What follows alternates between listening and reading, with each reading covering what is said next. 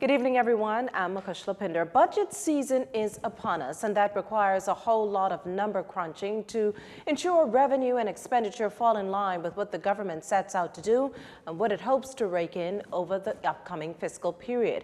But as BJ McDermott tells us, what the government has accepted is that one of its big money earners has fallen short. The government still has until the end of the month before bringing its 2019-2020 budget to Parliament, but what it has accepted is that there will be a shortfall in budget projections at the end of the current fiscal year. And Deputy Prime Minister and Minister of Finance Peter Turnquest is blaming it on the fact that there is a delay in collecting gaming taxes, all because some gaming operators have not complied with the law. There are two of the gaming houses that are one is completely compliant, another is partially compliant, and there are some that are not compliant. We encourage all of them, regardless of what you think, regardless of any legal challenge that may be out there that you intend to mount, that you have an obligation to the state to pay your taxes. And again, for my part, my job is to collect the government taxes that is due, and I certainly would encourage them to meet their commitment. The DPM also accepts that the projected shortfall will set the government back. Any reduction or failure to collect taxes that are due that have been budgeted is going to cause some effect. So we've seen that. There's no denying that there's going to be a shortfall in the budgeted revenue from gaming. But again, the good news is that we've been able to manage our expenditure side to take into account that. So we're still hopeful, expectant that we will meet our deficit target. Licensed gaming operators agreed to pay the government 15% on $0 to $24 million of revenue. Operators earning anything greater than $24 million would pay 17.5%. Based on the increased tax rate, the government had expected to collect as much as $35 million in taxes. But at this point, the figures are down by $5 million. For the operators who refused to cough up the funds, Minister Turnquest says he will leave that in the hands of the Attorney General's office. Reporting for JCN News, I'm Berthany McDermott. Now, the Deputy Prime Minister also responding to concerns that despite the touted growth in the economy, this is not being felt by everyday Bahamians. Well, according to the DPM, this should be the case sometime this year. You have the construction sector that will feel it before the ordinary retailer or ordinary worker will feel it. And so we have gone through 2 years of planting seeds. We're beginning to see the green shoots as a result of that, and I suspect that this year we'll start to see some real growth. There's the added hope that this will lead to unemployment figures heading south. Our expectation is that that should be the case, given that we've had GDP growth this year, given that we've had a number of investments that are starting to actually come out of the ground this year, and again, optimistic about other projects that are in the pipeline that we should start to see some activity this year. Chamber of Commerce CEO Jeffrey Beckles last week called on the government to work to maintain the economy's growth. While taking the lead from his deputy Chester Cooper on the issue, Progressive Liberal Party leader Philip Davis today reiterated his party's prediction that the government is on track to miss its revenue target by at least $400 million.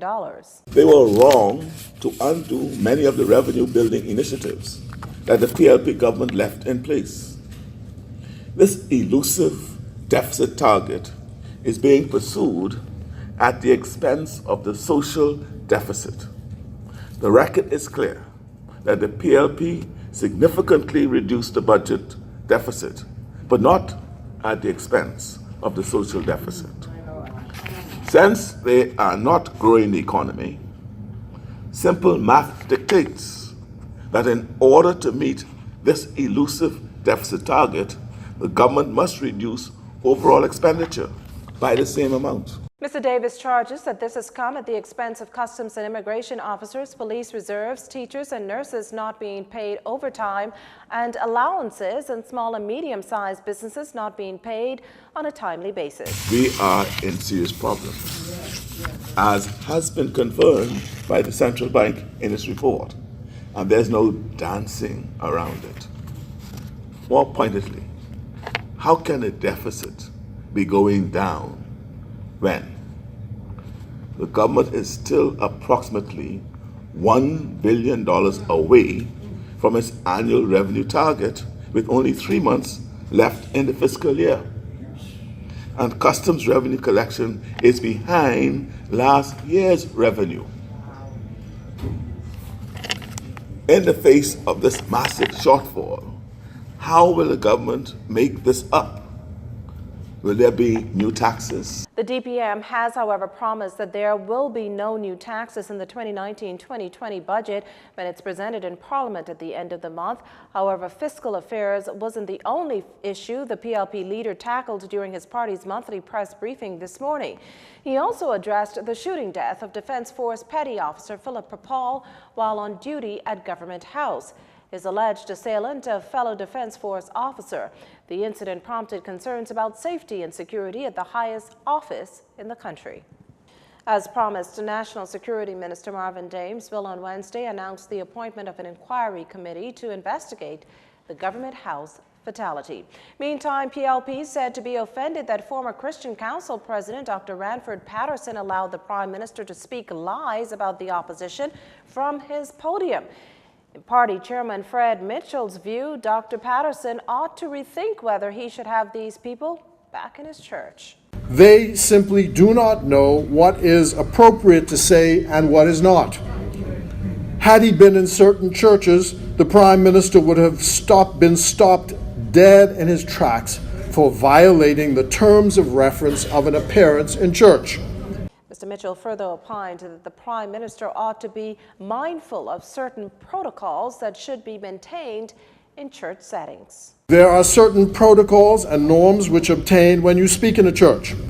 And one of them is that while you can thank God for what He's done for you, you do not use it for direct political speeches.